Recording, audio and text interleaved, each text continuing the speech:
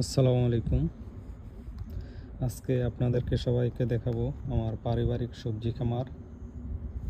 অবশ্যই জাপানে জীবনযাত্রার মান অনেক বেশি এবং দ্রব্যমূল্যের দামও অনেক বেশি। তার জন্য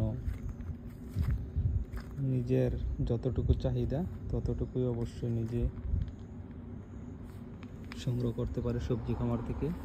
এগুলো হচ্ছে আমার পুঁই শাক গাছ, মাশাআল্লাহ অনেক সুন্দর। এবং বাসার সামনেই এটা হচ্ছে করলা গাছ, মাশাআল্লাহ করলাটাও অনেক সুন্দর হয়েছে। আর এগুলো হচ্ছে দেশি মরিচ গাছ, এখানে করলা গাছও আছে, সিম গাছও আছে। আর এটা হচ্ছে জাপানিজ সিম, যদিও এটা জাপানিজ সিম, খেতে বাংলাদেশ সিমের মতোই সুস্বাদু। আর এগুলো হচ্ছে ভেন্ডি, কেউ বলে ঢেঁড়স, জাপানিজে বলে ওকুরা। এবছর ইনশাল্লাহ প্রচুর সিম হয়েছে। এগুলো ঢেঁড়স গাছ। আর এটা হচ্ছে মরিচের বাগান, মাশাআল্লাহ।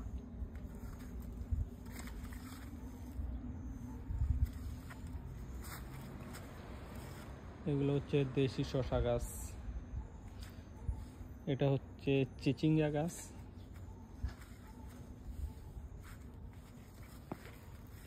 এটা হচ্ছে বাংলাদেশি বরবটি, যেগুলা এক হাতের উপর লম্বা হয়। এটা হচ্ছে সিম গাছ।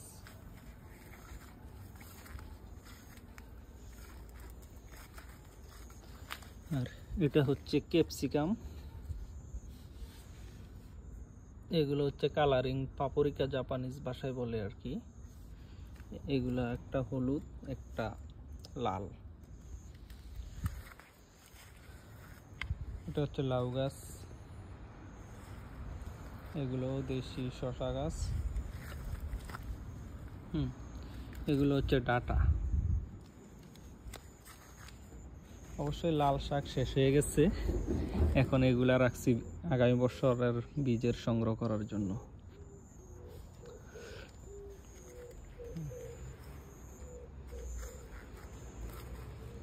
আর এগুলো হচ্ছে আলু গাছ, ইনশাল্লাহ আলু অনেক ফলন হয়েছে।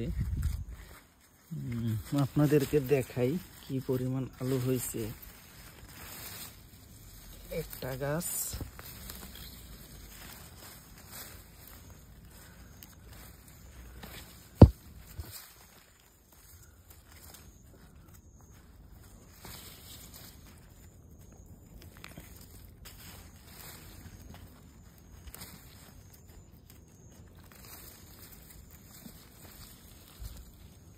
যদি আলুগুলো অনেক ছোট, বাট একটা গাছে প্রচুর পরিমাণ আসছে।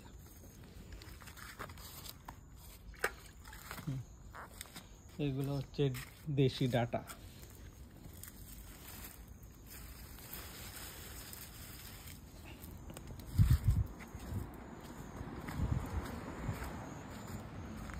এগুলো ধনিয়া গাছ।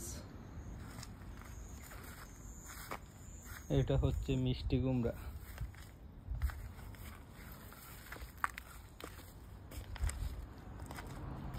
আর এটা হচ্ছে আমার নিজের হাতার লাগানো কাগজি লেবু গাছ। মাশাআল্লাহ এই বছর অনেক ফুল আসছে, দেখা যাক কি পরিমাণ থাকে। এখানেও আছে আপনার দেশি ধুন্দুল, লাউ, বরবটি, মরিচ গাছ, এগুলোও দেশি মরিচ। এবং সর্বশেষ এগুলো হচ্ছে কলমি শাক।